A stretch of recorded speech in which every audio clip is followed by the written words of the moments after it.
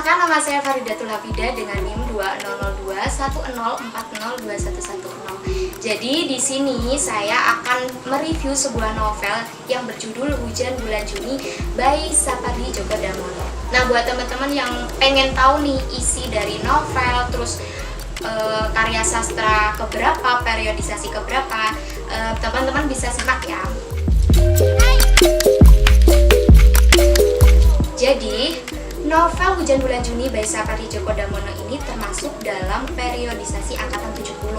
Nah, jadi buat teman-teman yang belum paham mengenai angkatan 70-an itu, jadi gini, dalam sejarah sastra Indonesia, periodisasi itu dibagi antara lain angkatan Balai Pustaka, terus angkatan Pujangga Baru, terus angkatan 45, angkatan 50-an, angkatan 60-an, terus angkatan kontemporer yaitu angkatan 70-an sampai sekarang ini. Jadi kenapa sih kok bisa muncul periodisasi angkatan 70-an? Jadi gini, munculnya angkatan 70-an itu karena adanya pergeseran sikap berpikir dan bertindak dalam menghasilkan wawasan yang estetik, dalam menghasilkan karya sastra yang bercorak baru gitu, baik di bidang puisi, prosa, maupun drama. Nah, pergeseran ini itu tuh mulai kelihatan setelah gagalnya kudeta G30 SPKI gitu. Nah, jadi untuk ciri-ciri karya sastra angkatan 70-an ini, yang pertama itu melepaskan ciri konvensional menggunakan pola sastra yang absurd atau seperti kekonyolan kayak gitu. Nah, dalam tema, terus alur, terus cerita, serta tokoh maupun latar. Yang kedua ini menampakkan ciri latar kedaerahan atau warna lokal. Jadi kesannya itu biar kayak terlalu kesan ekspresif gitu loh. Nah, terus yang ketiga ini gaya penulisan yang prosaik atau seperti prosa kayak gitu. Nah, dalam novel ini pengarang itu memberikan corak khas kedaerahan terhadap perkembangan kesusastraan Indonesia. Jadi dalam novel ini tuh ada ciri khas atau sebuah keunikan di dalamnya kayak gitu. Seperti yang tadi, pemakaian bahasa, terus alurnya, tokohnya itu memiliki ciri khas atau keunikan masing-masing. Ke dalam teori ekspresi. Nah, buat teman-teman yang belum tahu apa sih teori ekspresif itu, nah jadi teori ekspresif itu merupakan teori yang klasik yang menitik beratkan kajiannya pada pengarang atau autor selaku pencipta karya sastranya gitu. Nah, khususnya yang berkaitan dengan maksud si pengarangnya tadi. Nah, lebih jauhnya teori ini itu memandang seberapa jauh niatan pengarang tertuang dalam karya sastranya itu. Nah, dalam kajian ekspresif ini maksud pengarang itu menjadi penentu dalam proses analisis dan interpretasi atas karyanya gitu. Nah, untuk sinopsisnya nih, pasti teman-teman kan penasaran kan, apa sih kira-kira inti dari novel Hujan Bulan Juni ini. Nah, kita simak ya. Jadi tuh saya sudah membuat sinopsisnya kayak gini. Sarwono merupakan dosen muda yang mengajar di Prodi Antropologi Universitas Indonesia yang sangat pandai dalam membuat bait puisi. Nah, dia itu menjalin hubungan pribadi dengan Pinkan yang merupakan dosen muda Prodi Jepang gitu. Nah, mereka pun bingung entah kapan hubungan mereka itu akan berlanjut ke jenjang pernikahan kayak gitu. Nah, banyak sekali lika-liku hidup yang dihadapi Sarwono dan Pinkan. Mereka itu merupakan sosok yang berbeda, baik kota, suku, budaya maupun agama. Jadi Sarwono itu adalah orang Solo yang pastinya orang Jawa, sedangkan Pinkan itu adalah campuran antara Jawa dan Manado. Ibu Pinkan itu keturunan Jawa, namun lahirnya itu di Makassar. Nah, sedangkan ayahnya itu berasal dari Manado. Dan sebenarnya Pinkan dan Sarwono itu tidak pernah mempermasalahkan perbedaan mereka. Namun perbedaan mereka itu selalu dipermasalahkan oleh keluarga besar si Pinkan itu tadi, yang berharap Pinkan itu tidak melanjutkan hubungannya dengan Sarwono. Jadi harapan dari salah satu tante Pinkan itu Pinkan itu harus menikah dengan dosen muda yang baru saja menyelesaikan studi magisternya itu di Amerika gitu. Namun Pinkan itu tetap mempertahankan hubungannya dengan Sarwono kayak gitu. Setia banget nggak sih? Terus bahkan jika ia menikah, ia itu akan tinggal di Jakarta bersama Sarwono. Jadi hubungan Pinkan dan Sarwono itu harus mendapatkan rintangan yang sangat berat kayak gitu. Nah, ketika Pinkan mendapatkan beasiswa ke Jepang, Sarwono itu merasa kehilangan dan Sarwono itu kayak khawatir gitu loh. Kenapa? Karena takut, ragu gitu kan, karena keraguan atas cinta Pinkan. Namun bertemunya Pinkan dengan Katsuo. Jadi Katsuo itu merupakan salah satu dosen di Jepang yang dulu itu pernah kuliah di Universitas Indonesia, tempat Sarwono dan Pinkan mengajar gitu. Nah, selama di Indonesia, Katsuo itu sangat dekat dengan Pinkan dan Sarwono itu berusaha menahan diri saat berjauhan dan berkeyakinan bahwa Pinkan itu tetap setia kepadanya. Nah, di sisi lain, Sarwono itu bekerja tanpa istirahat dan bersamaan melawan batu atas penyakitnya itu. Nah, pada akhirnya membuat dia terkapar di rumah sakit. Lalu kemudian berita Sarwono sampai kepada Pinkan yang saat itu Pinkan itu sudah tiba di Jakarta. Kemudian Pinkan segera terbang ke Solo untuk menemui Sarwono. Lalu teman-teman, Pinkan ini bertemu dengan ibunya Sarwono. Tiba-tiba ibunya Sarwono itu memberikan sebuah koran. Isinya tuh ternyata terdapat 3 bait sajak pendek di sudut halamannya.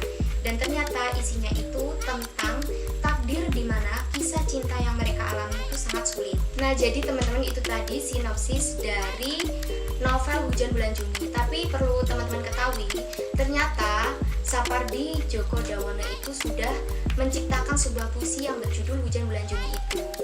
Lalu kemudian diciptakannya novel Hujan Bulan Juni, dan kemudian novel itu sudah ditayangkan atau difilmkan di layar lebar kayak gitu.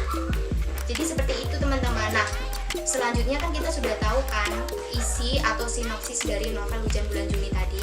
Sekarang kita akan mencari nih temuan-temuan apa aja sih yang ada di novel Hujan Bulan Juni ini yang termasuk dalam periodisasi atau ciri-ciri periodisasi angkatan 70. Nah, teman-teman bisa simak ya. Oke teman-teman, setelah saya membaca novel ini, saya menemukan beberapa temuan nih, bahwasanya novel tersebut itu memang masuk ke dalam periodisasi angkatan 70-an.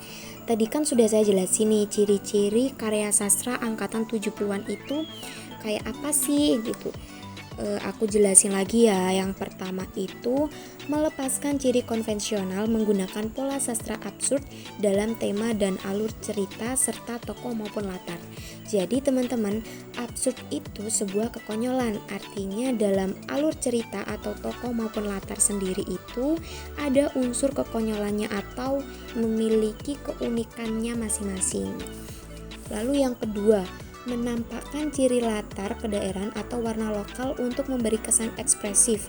Jadi di dalam alur ceritanya itu ada kalimat atau percakapan yang menggunakan bahasa daerah atau memiliki latar kedaerahan kayak gitu. Dan yang terakhir, gaya penulisan yang prosaik. Prosaik itu adalah prosa gitu. Oke, langsung saja teman-teman. Yang pertama, ini ada suatu kalimat di bab 1 halaman 3 paragraf 3 kalimat keempat, dan kalimat itu berbunyi "Boten lucu nggih Mas," kata tukang becak, yang dalam bahasa Indonesianya itu artinya tidak lucu ya Mas, kayak gitu. Nah, ini membuktikan bahwa novel ini itu memang masuk ke dalam periodisasi angkatan 70-an karena ada unsur kedaerahannya. Selanjutnya ada di bab 1 halaman 5 paragraf 6 kalimat kelima. Kalimatnya berbunyi seperti ini. Ibu itu perawatnya perawat, dewinya dewi, tidak jarang juga tiranya tiran, katanya selalu kepada dirinya. Ini masuk ke dalam ciri pola sastra yang absurd karena kalimatnya itu mengandung kekonyolan dalam arti memiliki keunikan tersendiri dalam kalimatnya gitu. Lalu ada juga kalimat menatap mata Pinkan yang selalu dibayangkannya sebagai sepasang jendela yang kalau sedang terbuka sering menampakkan sapuan warna perbukitan ketika cahaya pertama matahari muncul. Kalimat ini ada di bab 2 halaman 10 paragraf 1 kalimat kedua. Itu merupakan gaya penulisan yang prosaik karena pada kalimatnya itu menambahkan majas di dalamnya sehingga novel ini semakin hidup dan tidak terasa monoton. Lalu angina dari bukit yang masuk lewat jendela matamu sehabis mengemas warna dan aroma bunga di terjal perbukitan sana. Nah, ini termasuk gaya penulisan prosaik ya, karena juga sama seperti yang di awal tadi, pada kalimatnya itu menambahkan majas di dalamnya, sehingga novel ini tuh kayak semakin hidup lagi gitu, tidak terasa monoton gitu. Kalau teman-teman pengen tahu, kalimatnya ini ada di bab 2 halaman 10 paragraf 1 kalimat ketiga gitu. Selanjutnya ada juga kalimat atau suatu percakapan sih sebenarnya, satu percakapan doang. Kalimatnya seperti ini, apa ndak boleh nulis tentang kecengengan? Nah, ini mengapa saya masukin ke dalam temuan, karena di salah satu katanya itu ada kata ndak, dimana ndak itu Indonesianya artinya tidak gitu. Itu termasuk latar kedaerahan atau bahasa daerah. Letaknya ada di bab 2 halaman 11 paragraf 2 dan kalimat ketiga. Oke, lanjut teman-teman. Di sini ada temuan di bab 2 halaman 11 sampai 12 paragraf 3 kalimat ke-9. Kalimatnya itu berbunyi, ia suka sakura yang hanya mekar seminggu di awal musim semi dan langsung gugur bagaikan ronin yang dipenggal kepalanya oleh samurai yang dikhianatinya. Tetapi sakura tidak pernah berkhianat kepada siapapun. Ini termasuk gaya penulisan yang prosaik atau seperti prosa. Karena mengapa di sini terdapat majas ya teman-teman, dan termasuk ciri-ciri karya sastra periodisasi angkatan 70-an. Selanjutnya ada di bab 2 halaman 13 paragraf 6, di mana itu di bawahnya paragraf itu ada percakapan seperti ini. Sir, kamu ini sudah kuliah tinggi-tinggi tapi otakmu masih juga ngelesot di bawah pohon sawo kecil di halaman gitu.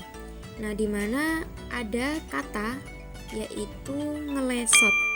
Nah, kata itu merupakan bahasa daerah, yaitu bahasa Jawa yang memiliki arti ngesot gitu. Jadi kalau di Indonesiain, Sar, kamu ini sudah kuliah tinggi-tinggi tapi otakmu masih juga ngesot di bawah pohon sawo kecil di halaman keratin. Kayak gitu teman-teman. Terus lanjut ada di halaman 15. Ini masih di bab 2 ya. Paragraf 11 kalimat pertama.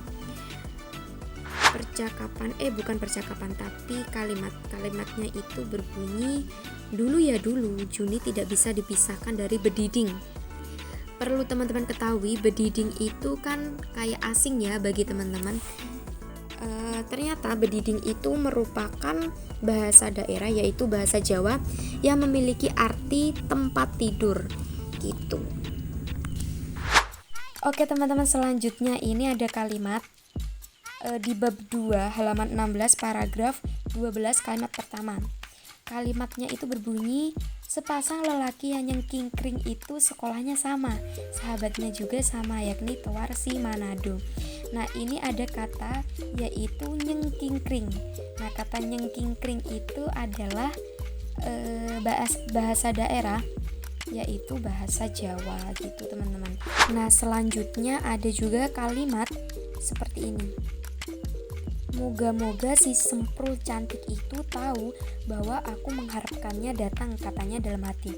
Nah, di sini itu terdapat kata semprul, di mana itu merupakan kata yang absurd atau konyol atau unik.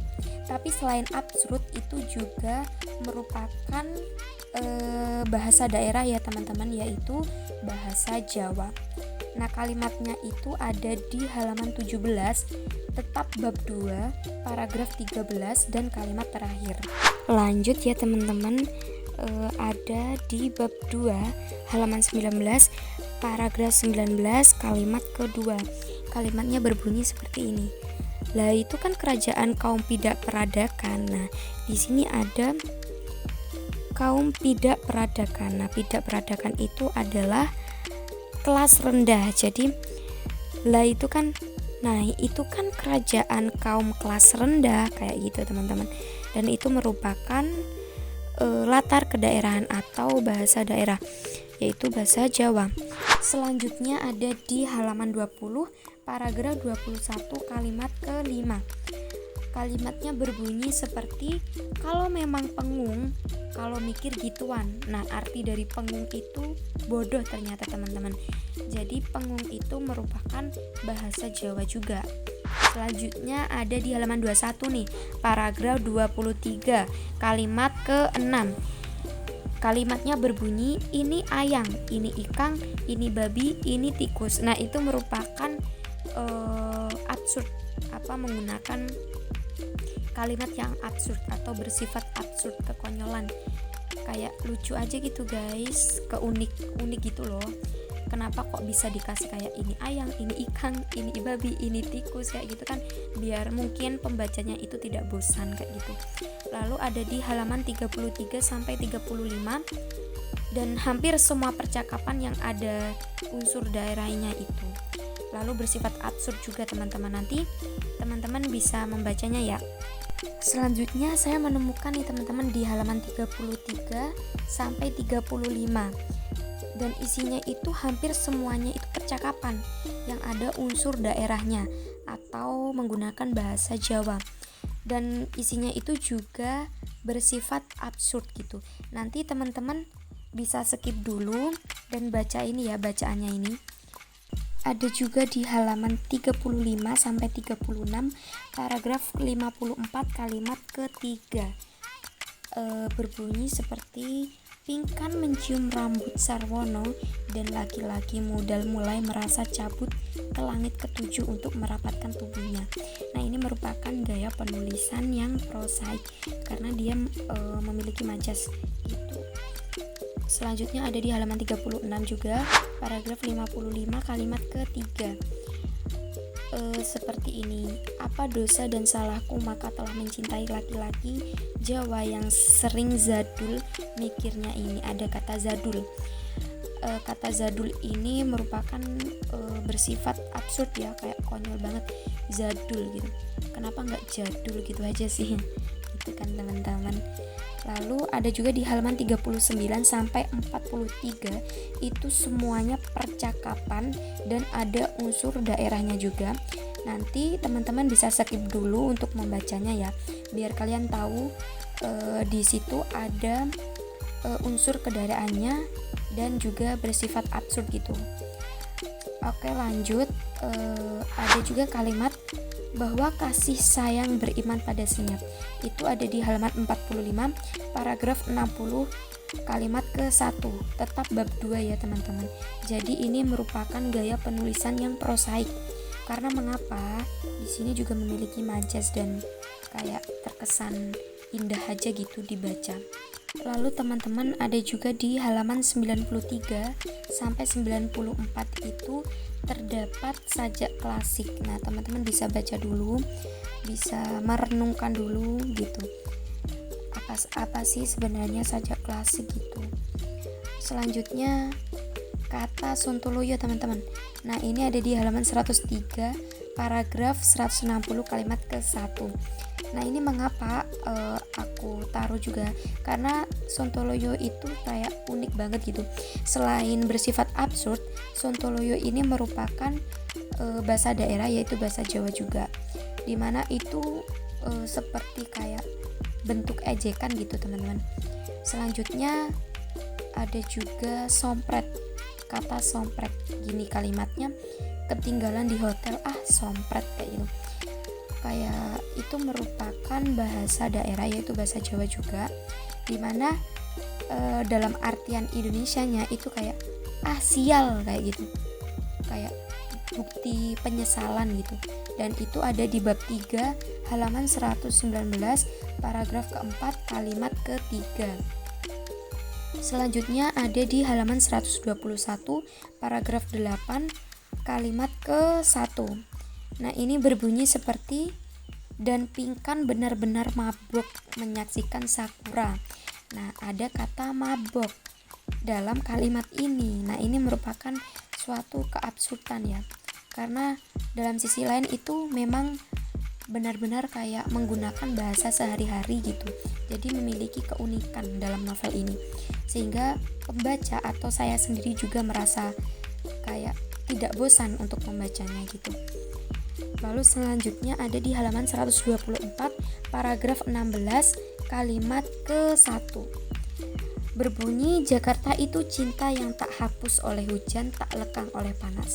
Nah, ini merupakan gaya penulisan yang prosaik atau prosa, di mana dia menggunakan perumpamaan dalam kalimat itu. Lalu selanjutnya ada di bab 5, bab paling akhir itu terdapat 3 sajak kecil. Seperti itu, nanti teman-teman bisa membacanya atau skip dulu ya teman-teman, biar teman-teman tahu bahwa ada sajak yang menarik gitu. Oke teman-teman, jadi itu tadi temuan yang membuktikan bahwa memang novel ini tuh merupakan ciri-ciri karya sastra periodisasi angkatan 70-an. Nah, buat teman-teman yang sudah membaca novel ini mungkin menemukan temuan lain, bisa komen di bawah ya. Oke.